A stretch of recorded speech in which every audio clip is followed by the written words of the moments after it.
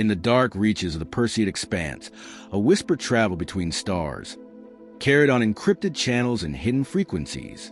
The Relok Dominion, rulers of 6,000 worlds, had found something that disturbed them to their core.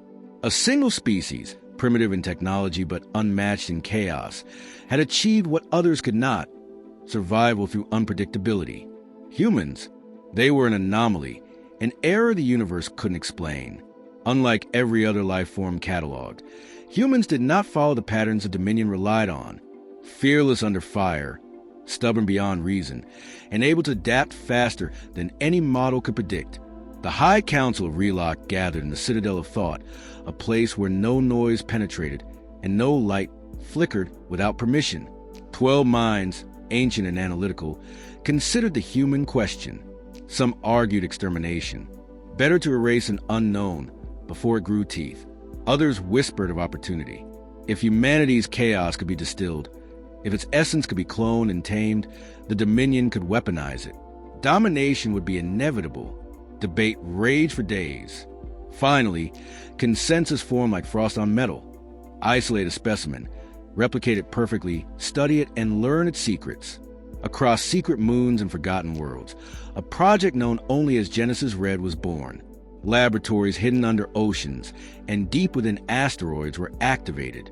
Their goal was singular: create the perfect human clone, one controllable enough to tear apart rival civilizations without tearing apart its masters. Thousands of data points were fed into machines: DNA samples, neurological maps, muscle fiber data. Every shred of humanity's biological signature was collected, digitized, and optimized for reproduction. Previous attempts had ended in failure. Partial clones had emerged screaming, mutated beyond recognition, or worse, docile but brain dead. The alien scientists, tireless and methodical, adjusted their approach. They stripped out unpredictability wherever they found it, suppressing fight-or-flight responses, flattening emotional spectrums, isolating obedience genes they believed would control the creature. They were convinced they had finally engineered the perfect prototype. He would awaken loyal, pliable, and desperate for command. Deep inside Laboratory 17, the last modifications were made. The cloning pods hummed with life. Chemical baths boiled under protective fields, and in one special chamber, a vial labeled Homo sapiens, Subject 007, was inserted into the Genesis matrix. Proteins assembled like clockwork, forming bone, flesh, and sinew at accelerated rates.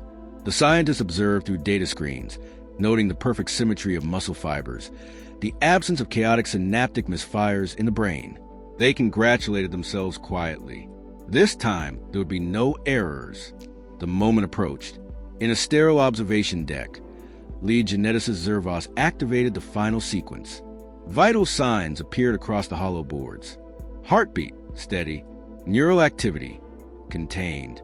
Muscular integrity, optimal. From the outside, it seemed they had created a silent soldier, a living weapon, born without the stubborn fire of natural humanity. The Dominion would soon control chaos itself. But as they monitored the graphs and figures, they missed something vital. In the smallest corner of the clone's frontal cortex, a spark of raw, unpredictable energy ignited.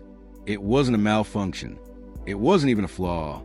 It was humanity's most terrifying strength: willpower. No program could suppress it.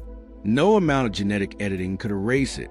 It lay dormant like a coiled serpent, waiting for the right moment. Inside the pod, the clone's eyes snapped open. The sensors detected increased pupil dilation, but registered it as harmless. Micro muscles along his arms tensed and relaxed in a rhythm the computers labeled as normal adjustment. In truth, the clone was not adjusting. He was assessing. He wasn't a blank slate. He wasn't waiting for commands. He was awake, aware, and already planning. The scientists continued their final checks, oblivious of the time bomb they had created. They reviewed obedience protocols, ensured no active aggression pattern surfaced, and smiled beneath their breathing masks. Soon, they would have their weapon, and soon, the Dominion would have its final victory over randomness, over rebellion, over fear itself. None of them considered the possibility that they were wrong. None of them remembered one simple truth about humanity. When pressed into a corner, a human doesn't submit. They fight, They adapt, they overcome. The clone felt in his blood. A rhythm, a pounding drumbeat passed down from millennia of ancestors who fought tooth and nail for every breath. Every nerve in his body tingled not with fear, but with a sense of unstoppable momentum. There were no memories of Earth, no knowledge of history. It didn't matter. Somewhere deep within him, the story of humanity had already been written into his bones. Zervos approached the pod to deliver the final activation sequence. The Dominion's anthem buzzed faintly from hidden speakers, a reminder of the order and control that dominated their society. He placed his hand on the control panel and initiated the unlock code. Hydraulic clamps hissed. Gas vented. The transparent shell of the pod cracked open. To the Dominion scientists, this moment represented their ultimate victory over nature. To the clone, it was simply the opening of a cage. The pod split apart. The clone stood motionless for one beat, two, pretending to comply, gauging reactions, mapping exits. The scientists celebrated, congratulating each other with the certainty of masters over their creation. The clone listened, memorized, and calculated. His mind raced at speeds no Dominion algorithm had predicted. In a flash, he understood one thing. Survival would not come through obedience. It would come through action. In the silence of their triumph, the first human breath filled the room, deeper, louder, more defiant than anything the scientists had anticipated.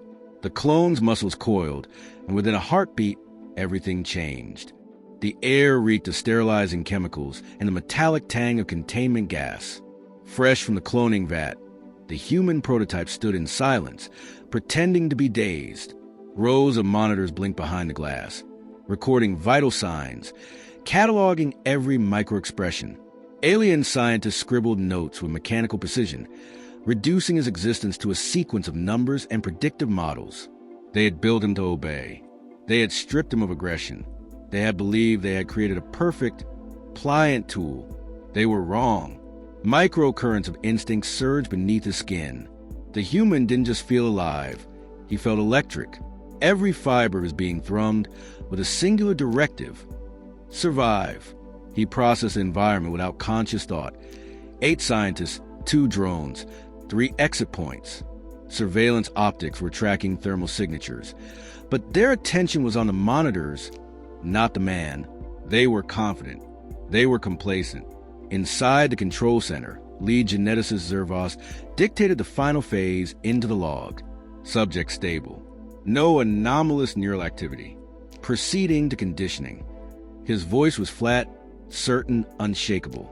To him, the human was a foregone conclusion. Another specimen added to the Dominion's arsenal. The clone watched the movement of his captors, learned their rhythms. His mind didn't rebel against a foreign environment. It adapted. The conditioning sequence began. Holographic projections flickered into existence. Flashing symbols, colors.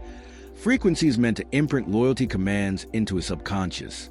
Neural conditioners embedded in the walls vibrated at calculated intervals. But the clone's mind did not submit. The patterns intended to hypnotize only sharpened his focus. The pulses designed to pacify became a drumbeat of resistance. Somewhere, deep in the evolutionary marrow of his bones, a truth surged forward. Humans do not yield to cages. The Dominion had engineered strength, speed, and obedience, but they had underestimated a force more potent than all 3 combined: the refusal to break. In less than 3 seconds, he understood that submission would mean death. In less than 5, he decided he would never give them that satisfaction. The human shifted imperceptibly, not enough to trigger alarms, just enough to test the limits of the restraints. Composite alloy cuffs bound his wrists, supposedly unbreakable to creatures of his mass. They hadn't factored in desperation. They hadn't considered ingenuity. His muscles flexed against the bindings, slow and steady, applying force at angles that no predictive model had accounted for. Hairline fractures formed along the cuffs. Microfractures, invisible to the naked eye, blossomed under pressure. The Dominion's most brilliant minds failed to notice. They were busy preparing the final loyalty interface, a cerebral implant meant to tether his thoughts to a control node. Once installed, they believed he would cease to be a thinking entity and become a remote control weapon. Zervos approached the platform, implant injector in hand. A slim, silver needle glinted under the sterile lights. "Subject ready for integration," he announced.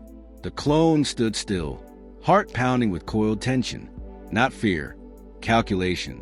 The alien reached out, and in that instant, everything accelerated. A twist of the wrists, a snap, the cuff shattered. Sensors screamed to life, blaring alarms that rattled the laboratory walls. The clone moved faster than their algorithms could predict.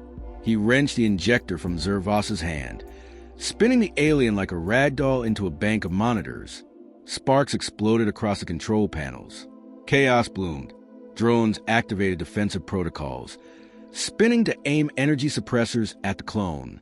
He moved low, fast, unpredictable. A surge of adrenaline, so pure and overwhelming, pushed his body beyond engineered limits. In a heartbeat, he ripped a steel column from the floor and hurled it with surgical precision, impaling the first drone and smashing it into the wall. The second fired a stun beam that grazed his shoulder, but pain only sharpened his focus. Pain was a language he understood. Technicians scrambled. Some reached for containment rods, others for emergency lockdown panels. The human outpaced them all. Using the broken remains of the injector, he jammed a critical conduit, causing magnetic seals to fail across the floor. Doors hissed open in sequence, exposing maintenance shafts and air ducts. He didn't hesitate. Instinct demanded motion. He ran. Behind him, the room descended into a shrieking mess of warning klaxons and fire suppression gas. He barely registered it. His mind had already mapped a path through the maze of sterile corridors. Every step was measured, every movement calculated. He wasn't just fleeing. He was hunting freedom with the precision of a predator. Security systems came online across the facility. Heavy doors slammed down, sectioning off escape routes. Drones and automated turrets deployed along choke points.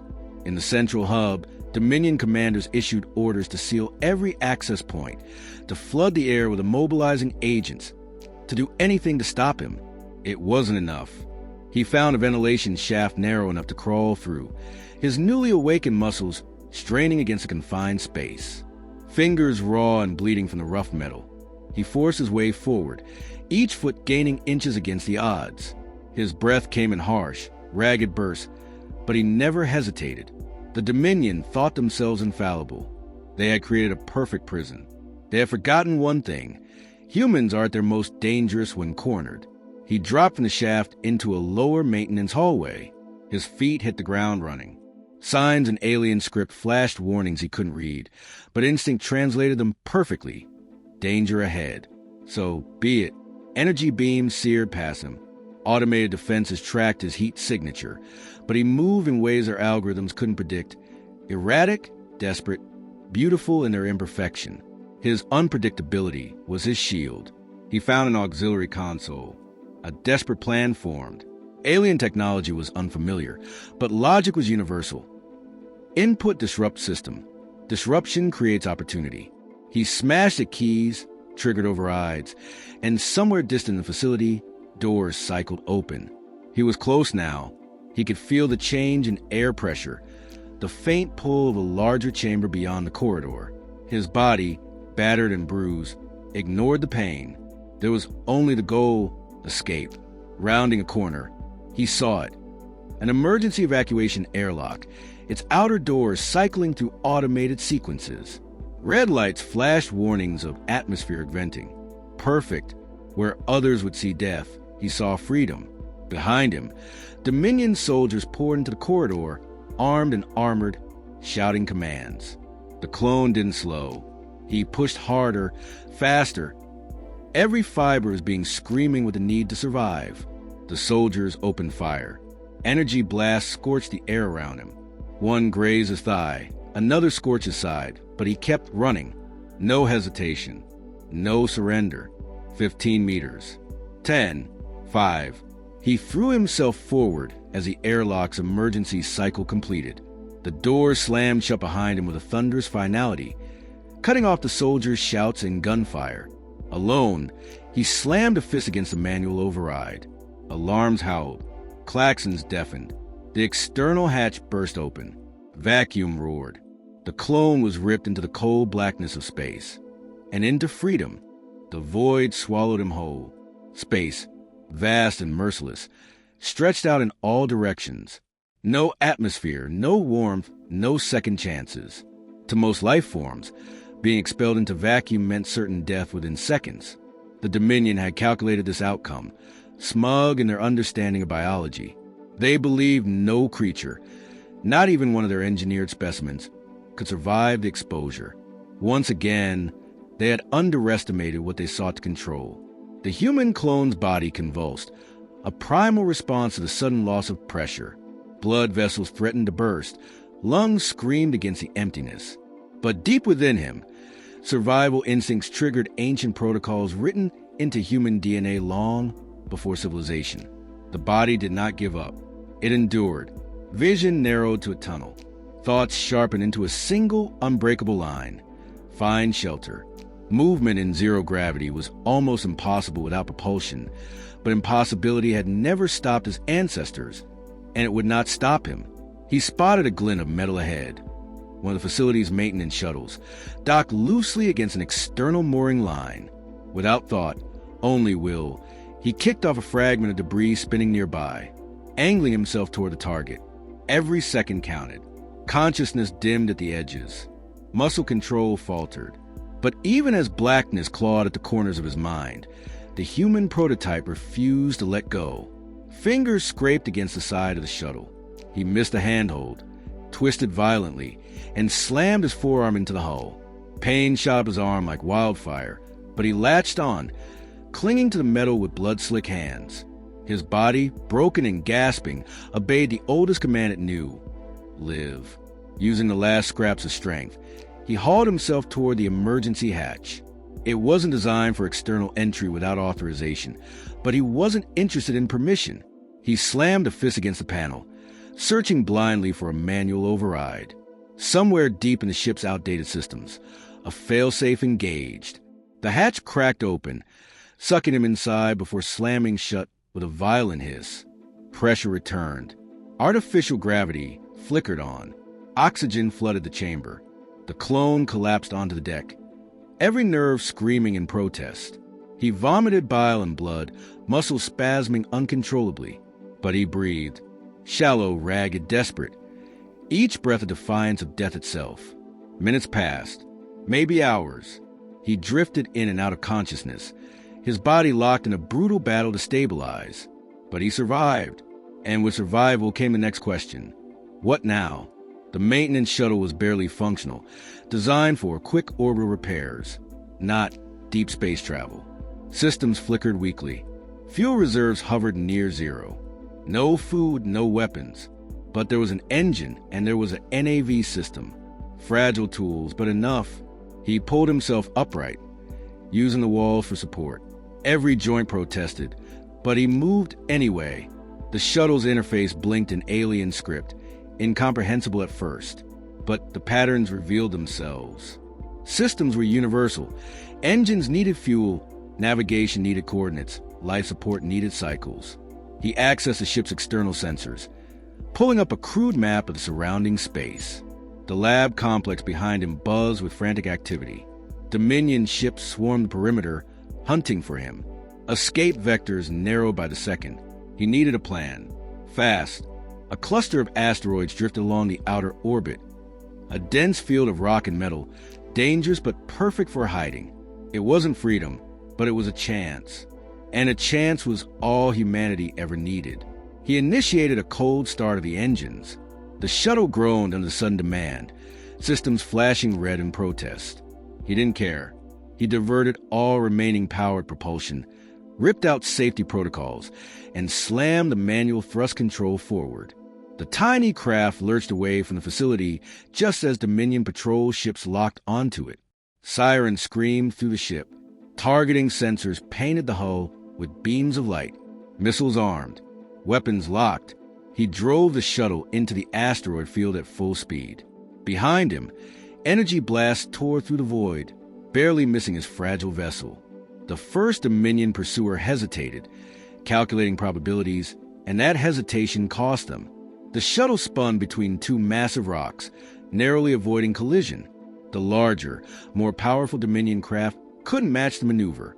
Their first ship smashed against an asteroid, a silent explosion scattering fragments into the dark. The clone didn't celebrate. There was no time for that. He gritted his teeth, fought the controls, willed the dying shuttle deeper into the field. Two more Dominion ships peeled off, reluctant to follow him into the chaos. Only one remained, smaller, more maneuverable. It clung to his tail, its energy weapons charging for a final shot. The shuttle's fuel gauge plummeted toward zero.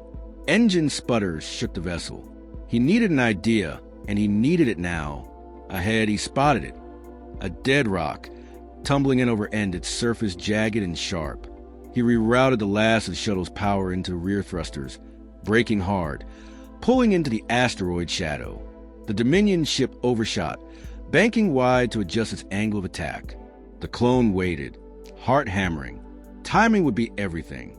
The Dominion pilots circled back, confident in their superiority. As the enemy ship passed within meters of the asteroid surface, he engaged the last emergency thruster, shooting his crippled shuttle forward on a collision course. The two ships passed within arm's length. Metal screamed against metal. Sparks exploded across the darkness. The Dominion ship clipped the asteroid, lost control, and spiraled into the void. The human prototype drifted free, battered but alive, amid the wreckage.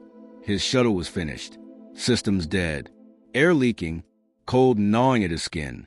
But through the viewport he saw it, a larger rock drifting toward the system's outer debris ring. If he could reach it, maybe there would be shelter, a place to regroup, a chance to continue the fight. He pushed himself out of the dead shuttle, using the last functional maintenance tether to reel himself toward the asteroid. Every second stretched into eternity. His body, abused beyond endurance, screamed for rest, but he refused. The human spirit was a fire that would not die. He landed hard against the asteroid surface, anchoring himself with sheer force of will. The rock spun slowly, carrying him away from the Dominion search patterns. For now, he was invisible. For now, he was free. Clinging to the rough stone, the clone lifted his eyes toward the endless stars. His chest rose and fell with labored breaths. Blood leaked from torn wounds. Muscles quivered with exhaustion. But in his heart, he felt something he couldn't explain.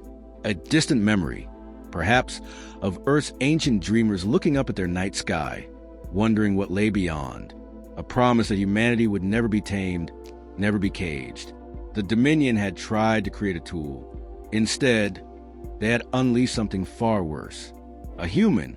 The asteroid spun to the void, silent and indifferent to the small, broken figure clinging to its surface. The human clone lay still, conserving every shred of energy, feeling the raw burn of the vacuum seeping to the thin layer of protection left in his suit. His vision flickered at the edges, his body screaming for oxygen, but deep inside, something ancient stirred, an ember that refused to go out. Above him, distant specks of light maneuvered in tight formations. The Dominion search ships fanned out, methodically scanning every quadrant. They would find the wreckage of the shuttle soon enough, piece it together, and realize he was missing. Their pride would not let them accept his escape for long. They would search. They would hunt. They would come for him. He needed to move. Pushing himself up with trembling arms, he crawled along the asteroid surface, seeking cover among jagged ridges. Every movement sent waves of pain through his shredded muscles, but he ground his teeth and pressed on. Giving up was not coded into him. He reached a deep fissure, a narrow crack shielded from external scans, and slid inside. Safe for the moment from his vantage point, he surveyed the debris field beyond. His mind, battered but unbroken, worked through possibilities. He had no ship, no weapons, no allies, but he had one thing the Dominion could never replicate: adaptability. They had built him for control. They hadn't understood they were dealing with a creature born to improvise, born to overcome. Movement caught his eye. A small service vessel skimmed the edge of the asteroid field, slower and less armored than the patrol craft. A scavenger, most likely, a civilian ship repurposed by the Dominion to sweep up debris and search for escapees. It was lightly defended, poorly manned. Vulnerable. Opportunity. The clone timed the scavenger's orbit around the asteroid, gauging its speed, its approach vector. There would be only one chance. Miss it, and he would die cold and alone in the dark. He prepared himself, locking muscles into readiness despite the protests of torn fibers and cracked bones. As the scavenger passed close, he kicked off the asteroid with everything he had left, launching himself into open space. Time slowed, every second stretched. The scavenger loomed closer, its hull rough and pitted, a handhold waiting for him. Fingers brushed metal. Slipped, he snarled a raw, guttural sound, and lunged again, grabbing a thin maintenance rail near the engine bay. The impact jolted his entire body, but he held on, teeth clenched against the wave of agony that followed. Hand over hand, he pulled himself along the underside of the vessel. Moving was a study in pain management. Every inch a battle against weakness. He reached a maintenance hatch, locked but not armored. These ships weren't built to resist boarders. They weren't supposed to need to. Using a piece of broken debris salvaged from the asteroid surface, he jammed the hatch's manual override. Sparks flared. The lock gave way with a reluctant hiss, and he slipped inside. The airlock sealed behind him. Gravity reasserted itself with a stomach-turning lurch. Lights flickered dimly along the cramped maintenance corridors. He moved silently, listening for voices, for footsteps, for anything. 2 Dominion technicians worked in the small control room ahead, faces buried in screens. They spoke in terse clicks and whirs, too engrossed in sensor sweeps to notice the bloodied human dragging himself closer. He didn't hesitate. The first technician never saw the blow coming. A sharp, brutal strike to the base of the skull dropped him instantly. The second whirled in shock, fumbling for an alarm, but the clone was faster. He crashed into the alien, driving them back against the control console, cutting off any scream before it could start. Both lay still, breathing hard. The clone surveyed the console. Dominion interface systems mocked him in their alien complexity, but the fundamentals remained. Engines, navigation, communication. He needed control of all 3 if he was going to finish this. First, he jammed the comms, flooding outgoing signals with static bursts. No warnings would be sent. No distress calls answered. He was alone, but so were they. Next, he rerouted the scavenger's flight path, spinning the vessel hard away from the search grid and deeper into uncharted space. It bought him minutes, maybe hours. Finally, he accessed the engine controls, pushing the scavenger into overdrive. The ship shuddered violently, internal stabilizers struggling to compensate. The risk was massive, but risk meant nothing anymore. Survival demanded extremes. The clone stripped the technician's gear, patching what wounds he could with rough field kits. Pain dulled to a steady hum, a background to his sharper, fiercer focus. He was alive. He had a ship. Now he needed to make sure the Dominion paid for underestimating him. He found the vessel's cargo hold, a cramped bay loaded with salvage, twisted metal, broken drones, scrap weaponry. Rummaging through the debris, he pieced together a crude but functional railgun from spare parts. It wouldn't survive long against a Dominion cruiser, but against the thin hulls of patrol ships, it would be enough. The scavenger's proximity alarms blared, jolting him back to the cockpit. Dominion interceptors, sleek and deadly, bore down on a position. They had found him. He grinned, a ragged, blood-smeared expression of pure defiance. Let them come. The clone maneuvered the scavenger into a spin, presenting the weakest profile while charging the jury-rig railgun. The interceptors closed in formation, confident in their superior speed, their firepower, their numbers. They had no idea who they were facing. The railgun fired. A single hyper-accelerated shard of metal tore through the lead interceptor's cockpit, vaporizing the pilot in an instant. The ship careened wildly, smashing into its wingman in a brilliant, silent explosion. 2 down. The third interceptor opened fire, energy bolts tearing across the scavenger's hull. Warning sirens shrieked. Fire suppression systems kicked in.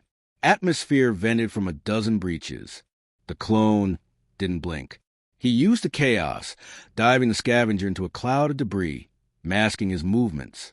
He cut engines completely, letting the ship drift. The Dominion pilot, hunting movement signatures, Overshot. He fired again. The railgun round ripped through the interceptor's flank, detonating its fuel reserves. A second, fiercer explosion rocked the debris field. Silence returned. 3 Dominion ships destroyed by a broken, bleeding human armed with a junked weapon and a dying ship. He slumped back into the seat, exhausted beyond words but alive. The stars stretched out before him, endless and waiting. The Dominion would hunt him, would send more ships, would call him a threat, a menace, an anomaly. Let them. He was no anomaly. He was the future they feared. They had tried to create a slave. Instead, they had unleashed something they could never control, a living testament to humanity's most dangerous truth. No matter the cage, no matter the odds, humans will always find a way to break free.